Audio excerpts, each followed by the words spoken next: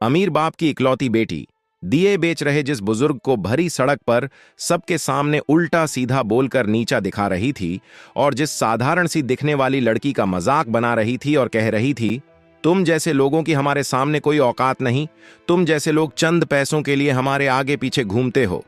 लेकिन जब उनकी सच्चाई सामने आई तो ऐसा हुआ जिसकी किसी ने कल्पना भी नहीं की थी। दिवाली की सुबह थी। तान्या आहूजा शहर के सबसे बड़े बिल्डरों में से एक मिस्टर आहूजा की इकलौती बेटी अपनी चमचमाती हुई मर्सिडीज कार से किसी जरूरी मीटिंग के लिए जा रही थी। अचानक उसकी गाड़ी लाल बत्ती पर रुकी और तभी कार के शीशे पर एक हल्की सी दस्तक हुई। तान्या ने पीछे मुड़कर देखा तो एक बुजुर्ग आदमी जिसकी उम्र 60 के पार होगी कार के पास खड़ा था। उसके सिर पर बांस की एक बड़ी सी टोकरी थी जिसमें मिट्टी के छोटे बड़े दिए बड़े करीने से सजे हुए थे। फटे हुए कपड़े और नंगे पैर उसकी गरीबी की कहानी कह रहे थे। बेटी, आज दिवाली है, कुछ दिए ले लो। उसकी आवाज में एक थरथराहट और एक विनती थी। तान्या ने बिना शीशा नीचे किए घृणा से अपना मुंह फेर लिया। अरे यार, पता नहीं कहां कहां से मुंह उठाकर आ जाते हैं ये लोग, उसने अपनी दोस्तों से कहा। बुजुर्ग आदमी ने फिर से दस्तक दी। बेटी, बस 10 रुपए के ले लो, सुबह से एक भी नहीं बिका। इस बार तान्या का सब्र जवाब दे गया। उसने पावर विंडो का बटन दबाया और शीशा नीचे किया। तुम्हें एक बार में समझ नहीं आता? हटो यहां से, तुम्हारी शक्ल देखकर मेरा दिन खराब हो रहा है। जाओ और अपनी ये गंदगी कहीं और फैलाओ। बुजुर्ग आदमी का चेहरा उतर गया। उसकी उम्मीद भरी आंखें एक पल में बुझ गईं। वह कुछ कहता, इससे पहले ही सिग्नल हरा हो गया और पीछे की गाड़ियां हॉर्न बजाने लगीं। घबराहट में बुजुर्ग आदमी जैसे ही पीछे हटा, उसके सिर पर रखी टोकरी का संतुलन बिगड़ गया और टोकरी का कोना सीधा तान्या की कार के दरवाजे से जा टकराया। खट की एक आवाज आई। यह आवाज तान्या के कानों में किसी बम की तरह फटी। उसने तुरंत ब्रेक लगाया। गाड़ी बीच सड़क पर रुक गई। पीछे से हॉर्न का शोर और तेज हो गया, लेकिन तान्या को किसी की परवाह नहीं थी। वह गुस्से में कार से बाहर निकली। उसकी नजर दरवाजे पर पड़े उस छोटे से डेंट पर गई। वह डेंट शायद आसानी से ठीक हो जाता, लेकिन तान्या के लिए वह उसकी शान पर लगा एक दाग था। अंधे हो क्या? दिखाई नहीं देता? वह उस बुजुर्ग पर चीखी। उसकी आवाज इतनी तेज थी कि आसपास के लोग भी रुककर तमाशा देखने लगे। तुम्हारी हिम्मत कैसे हुई मेरी 1.5 करोड़ की गाड़ी को छूने की? जानते भी हो इसका एक एक पार्ट कितने का आता है? तुम्हारी पूरी जिंदगी बिक जाएगी इसे ठीक कराने में। बुजुर्ग आदमी डर से कांप रहा था।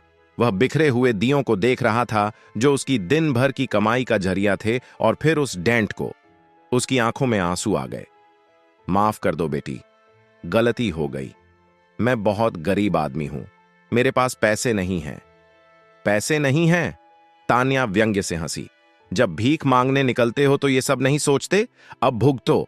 मुझे अभी के अभी 10,000 रुपये चाहिए, नहीं तो मैं पुलिस को बुला रही हूं। यह सब तमाशा पास के एक फुटपाथ पर खड़ी एक लड़की देख रही थी। उसका नाम काव्या था। वह साधारण से कपड़ों में थी, लेकिन उसकी आंखों में एक अजीब सी समझदारी और शांति थी। वह अपने घर के लिए कुछ मिठाइयां लेने आई थी, लेकिन यहां का दृश्य देखकर उसके कदम वहीं रुक गए। उसे यह अन्याय देखा नहीं गया। वह आगे बढ़ी और तान्या के पास जाकर बोली, मैडम, शांत हो जाइए। बुजुर्ग आदमी हैं, गलती हो गई होगी। आप बड़ी हैं, माफ कर दीजिए। दिवाली का दिन है, किसी की बद्दुआ क्यों लेनी? तान्या ने काव्या को ऊपर से नीचे तक देखा। उसके साधारण कपड़े देखकर तान्या के मन में उसके लिए भी अवहेलना भर गई। ओह, तो तुम हो इसकी वकील? या फिर तुम भी इसी गैंग की हो? लोगों की गाड़ियों को नुकसान पहुंचाकर पैसे ऐंठने का नया तरीका है क्या ये? काव्या ने शांति से जवाब दिया। आप गलत समझ रही हैं। मैं बस इतना कह रही हूं कि एक छोटे से डेंट के लिए किसी गरीब को इस तरह जलील करना ठीक नहीं है। ठीक नहीं है? तान्या का गुस्सा अब काव्या पर उतरने लगा। तुम मुझे सिखाओगी कि क्या ठीक है और क्या गलत? लगता है तुम्हें ज्यादा ही हमदर्दी हो रही है। तो एक काम करो, तुम दे दो पैसे, निकालो 10,000 रुपए अभी के अभी। काव्या ने एक पल के लिए भी संकोच नहीं किया। उसने अपना पर्स खोला, उसमें से कुछ नोट निकाले और तान्या की तरफ बढ़ा दिए। मेरे पास अभी इतने ही हैं, उसने कहा। नोट गिनने पर 5,000 रुपये थे। तान्या ने उन पैसों को उसके हाथ से लगभग छीन लिया। बाकी के 5,000 का क्या, दान कर दूं?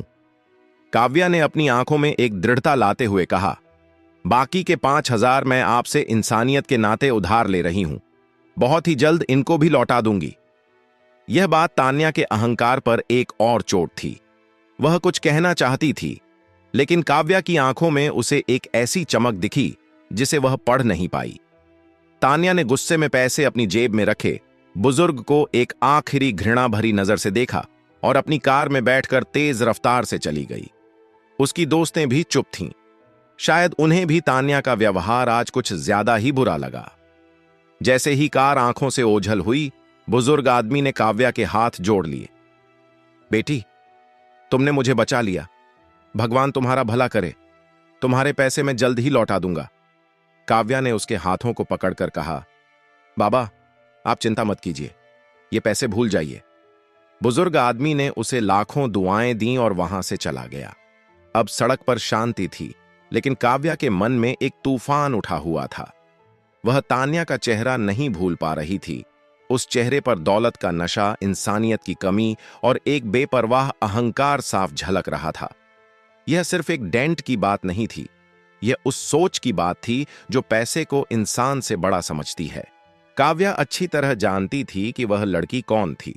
उसने कई बिजनेस मैगजीन में तान्या आहूजा की तस्वीरें देखी थीं।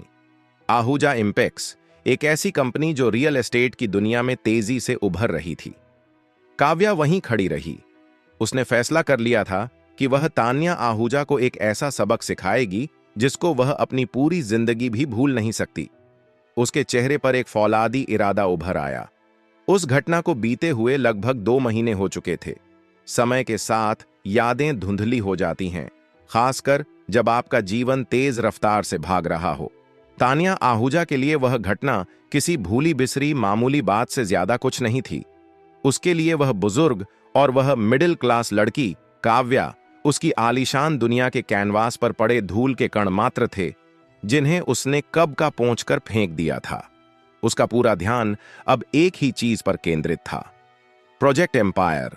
यह उसकी कंपनी आहूजा इंपेक्स का अब तक का सबसे बड़ा सपना था। सिंगापुर की एक multinational company Singhania Corp Bharat में अपना पहला मेगा इंफ्रास्ट्रक्चर प्रोजेक्ट शुरू कर रही थी और आहूजा इंपेक्स उसे पाने के मुख्य दावेदारों में से एक थी।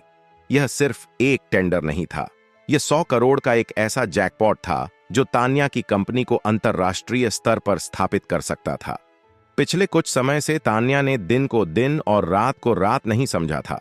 उसने अपनी टीम के साथ मिलकर एक ऐसा प्रोजेक्ट प्रपोजल तैयार किया था जो किसी भी निवेशक को प्रभावित करने के लिए काफी था। डिजाइन, बजट, समय सीमा, हर एक पहलू पर बारीकी से काम किया गया था। आज फाइनल प्रेजेंटेशन थी। डैड, सब कुछ परफेक्ट है। सिंघानिया कॉर्प को हमारा प्रपोजल पसंद आया है।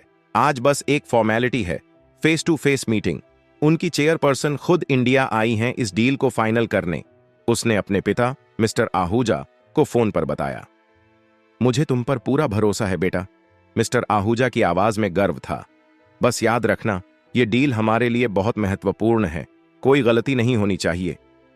डोंट वरी डैड, गलती की कोई गुंजाइश ही नहीं है, तान्या ने मुस्कुराते हुए कहा और फोन काट दिया। गाड़ी एक गगनचुंबी कांच की इमारत के सामने रुकी। तान्या अपनी हाई हील्स की टक टक की आवाज के साथ लॉबी में दाखिल हुई। उसे सीधे 40वीं मंजिल पर बने बोर्डरूम में ले जाया गया। दरवाजा खुला और तान्या ने आत्मविश्वास से भरी एक मुस्कान के साथ अंदर कदम रखा। बोर्डरूम बहुत बड़ा और आलीशान था।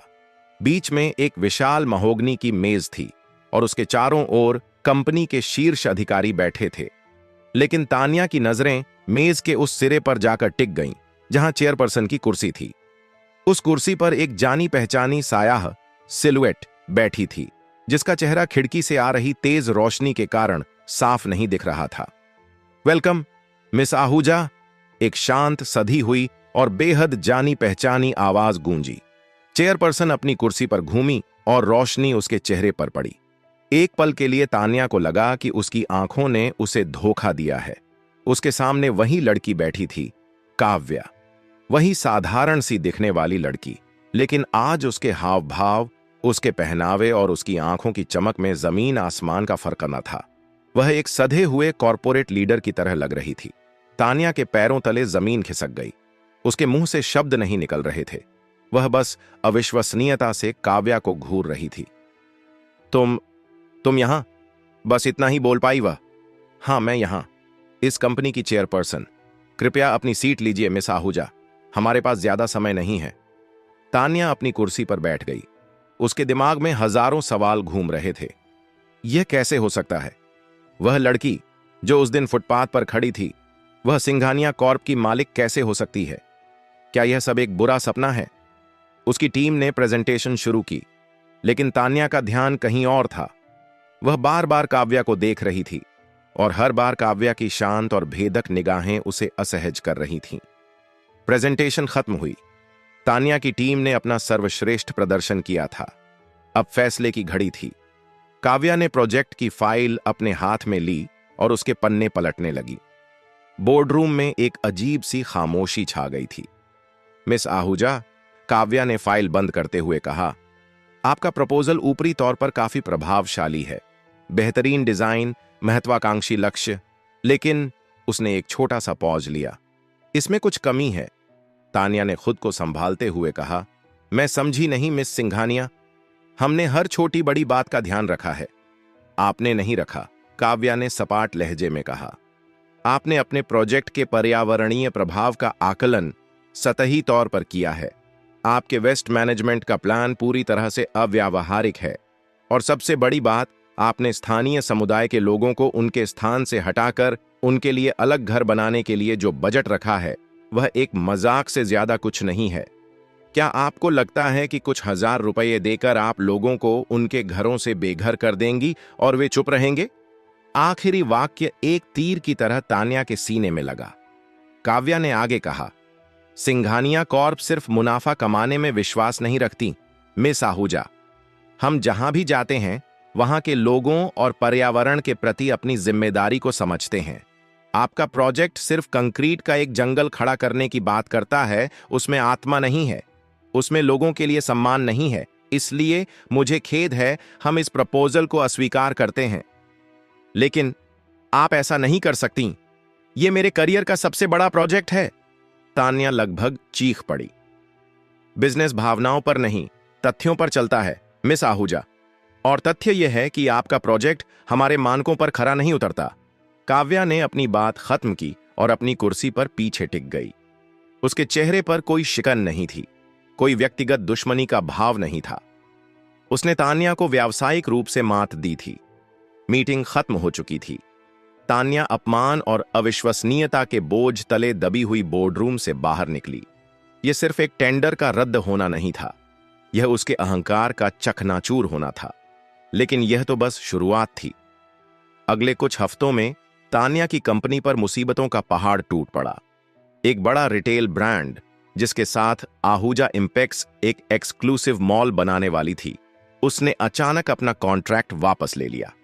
पता चला कि उस ब्रांड के सबसे बड़े निवेशक सिंघानिया कॉर्प के सहयोगी थे। फिर एक बैंक ने, जो आहूजा इंपेक्स के नए प्रोजेक्ट्स को फंड करने वाला था, आखिरी समय में लोन देने से मना कर दिया। उस बैंक के बोर्ड ऑफ डायरेक्टर्स में भी काव्या के पिता मिस्टर सिंघानिया का खासा प्रभाव था। एक के बाद एक हर दरवाजा बंद होता जा रहा था। तान्या की समझ में नहीं आ रहा था कि यह सब क्या हो रहा है। उसकी कंपनी, जो कल तक सफलता के घोड़े पर सवार थी, आज दिवालिया होने की कगार पर खड़ी थी। वह रात रात भर सो नहीं पाती थी। हर तरफ से दबाव बढ़ रहा था। निवेशक अपना पैसा वापस मांग रहे थे और बाजार में कंपनी की साख मिट्टी में मिल रही थी। मिस्टर आहूजा अपनी बेटी की यह हालत और अपनी कंपनी का यह पतन नहीं देख पा रहे थे। उन्होंने अपने संपर्कों का इस्तेमाल करना शुरू किया। उन्होंने हर उस व्यक्ति से बात की जिसने आहूजा इंपेक्स के साथ सौदा तोड़ा था। हर जगह से उन्हें एक ही नाम सुनने को मिला, काव्या सिंघानिया। हर सौदे के तार उसी से जुड़े थे। एक रात मिस्टर आहूजा अपनी बेटी के ऑफिस में गए। तान्या बिखरे हुए कागजों के बीच सिर पकड़कर बैठी थी। यह काव्या सिंघानिया कौन है तान्या? मिस्टर आहूजा ने सीधे सवाल किया। और तुम्हारी उससे क्या दुश्मनी है? तान्या ने चौंक कर अपने पिता की तरफ देखा। मैं उसे नहीं जानती, बस उस टेंडर वाली मीटिंग में ही मिली थी। झूठ मत बोलो। मिस्टर आहूजा की आवाज में सख्ती थी। मैंने पता लगाया है, वह सिंघानिया कॉर्प के मालिक मिस्टर सिंघानिया की इकलौती बेटी है। पिछले 5 सालों से सिंगापुर का बिजनेस संभाल रही थी और हाल ही में इंडिया वापस आई है। लेकिन हमारी इंडस्ट्री में कोई भी उससे सीधे तौर पर दुश्मनी मोल नहीं लेना चाहता। तुमने ऐसा क्या किया है कि वह हमारे पूरे खानदान के पीछे पड़ गई है? मिस्टर आहूजा की बातों से तान्या के दिमाग में दिवाली की सुबह का वो दृश्य कौंध गया। वो बुजुर्ग, वो बिखरे हुए दिए और काव्या का शांत चेहरा। उसे सब कुछ याद आ गया। क्या इतनी छोटी सी बात का कोई इतना बड़ा बदला ले सकता है? उसने डरते डरते अपने पिता को उस दिन की पूरी घटना बताई। सब कुछ सुनकर मिस्टर आहूजा का चेहरा सफेद पड़ गया। उन्हें अपनी बेटी की बेवकूफी पर गुस्सा भी आया और आने वाले तूफान का डर भी सताने लगा। उन्हें एहसास हो गया था कि यह सिर्फ एक व्यावसायिक लड़ाई नहीं थी, यह सम्मान और स्वाभिमान की लड़ाई थी जिसे उनकी बेटी ने शुरू किया था। उन्होंने बिना एक पल गंवाए अपना फोन निकाला और मिस्टर सिंघानिया का नंबर मिलाया। सालों पुराने व्यावसायिक संबंधों का वास्ता देकर उन्होंने उनसे बात करने की कोशिश की, माफी मांगी और कोई समाधान निकालने का आग्रह किया। फोन के दूसरी तरफ से मिस्टर सिंघानिया की गंभीर आवाज आई, आहूजा साहब, मेरी बेटी जो कर रही है सही कर रही है। उसने मुझे सब कुछ बताया था। आपने और आपकी बेटी ने जिसे मामूली दिए वाला समझा था, वह एक सेवानिवृत्त फौजी राम भरोसे जी हैं, जिन्होंने देश के लिए अपनी जान दांव पर लगाई थी, और आपकी बेटी ने चंद रुपयों के लिए उन्हें बीच सड़क पर जलील किया। कुछ घाव पैसों से नहीं भरते आहूजा साहब, उनका भुगतान पश्चाताप से ही होता है। यह सुनकर मिस्टर आहूजा ने फोन रखा तो उनके हाथ कांप रहे थे। उनका चेहरा पीला पड़ चुका था। वह अपनी कुर्सी पर धम्म से बैठ गए। तान्या, जो अब तक अपने पिता के चेहरे पर आते जाते भावों को देख रही थी, का दिल किसी अनहोनी की आशंका से बैठ गया। क्या क्या कहा उन्होंने डैड? उसकी आवाज में एक अनजाना सा डर था। मिस्टर आहूजा ने एक लंबी गहरी सांस ली, जैसे अपने अंदर के तूफान को काबू करने की कोशिश कर रहे हों। उन्होंने अपनी नजरें उठाईं और पहली बार अपनी बेटी को इस तरह देखा जैसे वह उसे जानते ही न हो।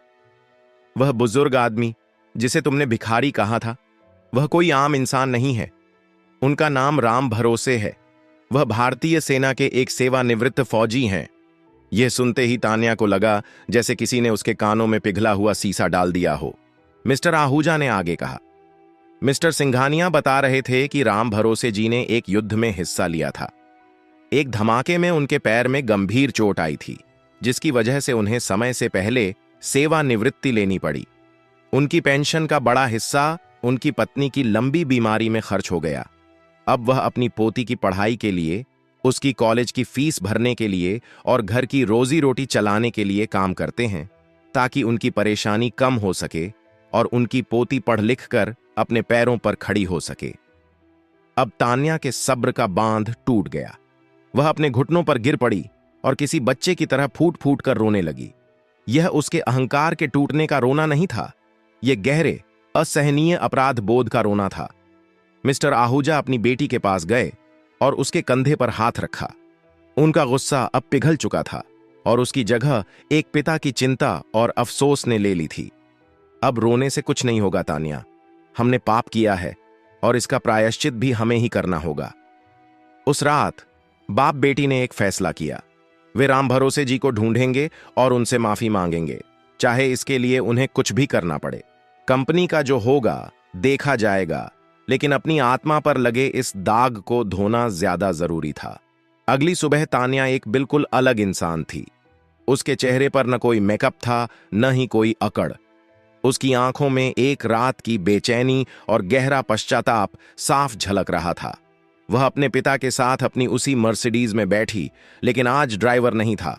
गाड़ी खुद मिस्टर आहूजा चला रहे थे। वे उसी बाजार में पहुंचे जहां यह सब हुआ था। लेकिन किसी को ढूंढना जिसके बारे में आप कुछ नहीं जानते, भूसे के ढेर में सुई खोजने जैसा था। उन्होंने हर दुकानदार, हर रेहड़ी वाले से उस बुजुर्ग दिए वाले के बारे में पूछा। कुछ ने उन्हें पहचानने से इनकार कर दिया, कुछ ने उन्हें अजनबी समझकर बात नहीं की। काफी देर की लगातार खोज के बाद एक चाय वाले ने उन्हें पहचाना। हाँ, राम भरोसे चाचा को जानता हूं, यहीं पास की झुग्गी बस्ती में रहते हैं। सीधे जाकर बाएं मुड़ जाना, एक छोटा सा मंदिर आएगा, उसी के पीछे उनका घर है। उस पते पर पहुंचकर उनकी गाड़ी आगे नहीं जा सकती थी। वे गाड़ी से उतरे और पैदल ही उस कच्ची संकरी गली में चलने लगे। आखिरकार मंदिर के पीछे एक छोटे से टूटी फूटी टिन की छत वाले घर के सामने वे रुके। बाहर एक लड़की कपड़े सुखा रही थी। मिस्टर आहूजा ने उससे पूछा, क्या यह राम भरोसे जी का घर है? लड़की ने उन्हें संशय से देखा और अंदर आवाज लगाई, दादाजी, कोई आपसे मिलने आया है। एक क्षण बाद दरवाजे के पर्दे को हटाकर राम भरोसे जी बाहर निकले। अपने घर के सामने मिस्टर आहूजा और तान्या को देखकर वह चौंक गए और फिर उनके चेहरे पर एक डर का भाव आ गया। उन्हें लगा कि शायद वे बाकी के पैसे मांगने आए हैं। वह हाथ जोड़ने ही वाले थे कि तान्या तेजी से आगे बढ़ी और उनके पैरों में गिर पड़ी। मुझे माफ कर दीजिए बाबा, मुझसे बहुत बड़ा पाप हो गया है। तान्या की आवाज आंसुओं में डूबी हुई थी। मैं अंधी हो गई थी अपनी दौलत के नशे में। मैंने आपका जो अपमान किया है उसकी कोई माफी नहीं, पर फिर भी मुझे माफ कर दीजिए। राम भरोसे और उनकी पोती इस अप्रत्याशित दृश्य से स्तब्ध रह गए। एक अमीर घर की लड़की उनके पैरों में पड़ी थी। राम भरोसे जी एक फौजी थे, उनका दिल कठोर नहीं था। उन्होंने तान्या को सहारा देकर उठाया। उठो, मैं तुम्हें उसी दिन माफ कर चुका था। गुस्सा इंसान का सबसे बड़ा दुश्मन होता है। तुम गुस्से में थीं, मैंने मन में कुछ नहीं रखा। उनकी इस सहजता और बड़प्पन ने तान्या को और भी शर्मिंदा कर दिया। मिस्टर आहूजा ने भी हाथ जोड़कर माफी मांगी। हम आपके अपराधी हैं राम भरोसे जी, हम इस गलती को सुधारना चाहते हैं। उन्होंने राम भरोसे जी की पोती, जिसका नाम आरती था, की पढ़ाई की पूरी जिम्मेदारी लेने की पेशकश की। उन्होंने कहा कि वे उसे भारत के सबसे अच्छे कॉलेज में पढ़ाएंगे। साथ ही उन्होंने राम भरोसे जी के लिए उसी बाजार में एक पक्की दुकान खुलवाने का वादा किया जहां वह सम्मान के साथ अपना सामान बेच सके। शुरू में राम भरोसे जी ने मना कर दिया। उनका स्वाभिमान उन्हें यह सब स्वीकार करने की इजाजत नहीं दे रहा था। लेकिन जब मिस्टर आहूजा ने कहा, इसे मदद मत समझिए, इसे अपनी बेटी का तोहफा और एक बेटे का प्रायश्चित समझिए, तो उनकी आंखें भर आईं और उन्होंने हामी भर दी। उस दिन आहूजा इंपेक्स ने कोई व्यावसायिक सौदा नहीं किया था, लेकिन तान्या और उसके पिता ने इंसानियत का एक ऐसा सौदा किया था जो उनकी जिंदगी की सबसे बड़ी कमाई थी। कुछ दिनों बाद तान्या बिना अपॉइंटमेंट के सिंघानिया कॉर्प के ऑफिस पहुंची। उसे काव्या से मिलना था। तान्या ने काव्या के सामने बैठकर कहा, मैं यहां कोई बिजनेस डील के लिए नहीं आई, मैं तो बस आपको धन्यवाद कहने आई हूं। काव्या ने हैरानी से उसकी तरफ देखा। तान्या ने कहा, अगर उस दिन तुम न होती और अगर तुमने यह सब न किया होता तो मैं शायद अपनी पूरी जिंदगी उसी अहंकार के अंधेरे में गुजार देती। तुमने मुझे सिर्फ एक सबक नहीं सिखाया, तुमने मुझे एक बेहतर इंसान बनने का मौका दिया। तुमने मेरी आंखें खोल दी। इसके लिए मैं हमेशा तुम्हारी आभारी रहूंगी। तान्या की आंखों में आज एक ऐसी सच्चाई और विनम्रता थी जो काव्या ने पहले नहीं देखी थी। काव्या मुस्कुराई। उसकी मुस्कान में आज कोई व्यंग्य नहीं, बल्कि एक सुकून था। सबक सिखाना मेरा मकसद नहीं था तान्या, मैं बस चाहती थी कि तुम उन दियों की रोशनी का असली मतलब समझो। यह रोशनी सिर्फ घरों को नहीं, दिलों को भी रोशन करती है। तान्या ने सिर झुकाया और उसकी आंखों में एक नई चमक थी जो पछतावे और समझदारी से जन्मी थी। उस दिन दोनों के बीच न कोई रंजिश बची थी, न कोई जीत या हार, बस एक सच्चा सबक, इंसानियत सबसे बड़ी रोशनी है। उस मुलाकात के बाद धीरे धीरे आहूजा इंपेक्स के हालात सुधरने लगे। रुके हुए सौदे फिर से पटरी पर आने लगे और तान्या के काम करने का तरीका अब पूरी तरह बदल चुका था। उसके हर प्रोजेक्ट में अब सिर्फ मुनाफा नहीं, बल्कि इंसानियत और सामाजिक जिम्मेदारी का एक कॉलम जुड़ गया था। वह हर निर्णय से पहले सोचती कि उसका असर सिर्फ बिजनेस पर नहीं, बल्कि लोगों की जिंदगी पर भी पड़ता है। मिस्टर आहूजा अपनी बेटी के इस परिवर्तन को देखकर गर्व से भर उठे, क्योंकि उन्होंने अपनी बेटी को सिर्फ सफल नहीं, बल्कि संवेदनशील इंसान बनते देखा था। 1 साल बाद दिवाली की सुबह फिर से आई, लेकिन आज की सुबह अलग थी। क्योंकि आज तान्या की आंखों में वही रोशनी थी जो कभी उसने दूसरों के दियों में बुझा दी थी। उसकी मर्सिडीज की डिक्की मिठाइयों, कपड़ों और दियों से भरी हुई थी। वह शहर के उन्हीं गरीब इलाकों में घूम रही थी जहां से कभी उसने अपनी नाक ऊपर कर ली थी। आज वही हाथ जो कभी किसी गरीब से कुछ लेने से कतराते थे, अब उन्हीं हाथों से खुशियां बांट रहे थे। हर चेहरे पर आती मुस्कान उसे एक ऐसी खुशी दे रही थी जो करोड़ों के टेंडर में भी नहीं थी। तभी उसके फोन पर एक संदेश आया। स्क्रीन पर नाम देखकर तान्या के होठों पर मुस्कान आ गई। यह काव्या का था। संदेश में लिखा था, सुना है आजकल तुम बहुत घाटे के सौदे कर रही हो। वैसे हमारी कंपनी के एक नए प्रोजेक्ट का टेंडर खुला है, अगर इंटरेस्टेड हो तो हैप्पी दिवाली। तान्या ने संदेश पढ़ा, फिर आसमान की ओर देखा जहां सुबह का सूरज चमक रहा था। उसकी मुस्कान में इस बार कोई घमंड नहीं था, बल्कि एक गहरा सुकून था जो दिल की गहराइयों से निकला था। उसने जवाब में लिखा, सबसे फायदेमंद सौदा तो मैं अभी कर रही हूं, तुम्हें भी दिवाली बहुत बहुत मुबारक हो। उसने फोन रखा और एक छोटे से बच्चे के हाथ में दियों का पैकेट थमाया। बच्चे की आंखों में जो चमक थी वह हजारों फेरी लाइट्स से भी ज्यादा रोशन थी। उस मासूम की मुस्कान में तान्या को अपने सारे जवाब मिल गए।